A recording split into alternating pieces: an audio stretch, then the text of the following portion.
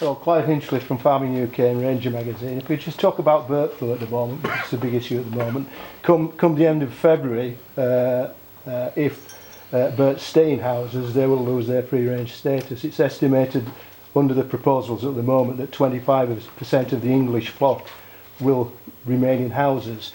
The EU Commission say that compensation can be claimed from them if the government is prepared to do so and pay half of it. What's the government's position on that? Well, to be very clear about avian influenza, the absolute goal is to make sure that we keep it out of this country as far as we possibly can. So all of the steps that we've taken have been guided very clearly by veterinary advice to make sure that we do all we can to prevent the spread of avian influenza. You're right that as things stand, our latest veterinary advice says that we should be able to change the housing restrictions to limit it to those who are in the higher risk areas, i.e. those where wild birds tend to gather.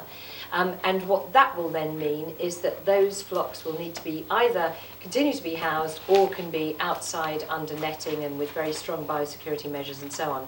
So this is absolutely in accordance with the best veterinary advice and risk assessments, and also to protect our industry.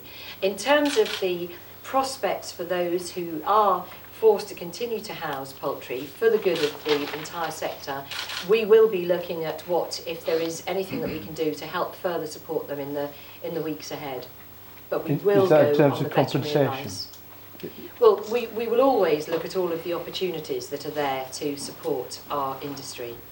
Can I just say on that as well, we have written to all the major retailers that where these farmers in the high risk areas may have to sort of sell their eggs as barn eggs rather than free range, we've tried to encourage those major retailers to hold on to the premiums that's available and not to sort of devalue those eggs that are being labelled as barn eggs, and we've had some good favourable responses from the retailers as well.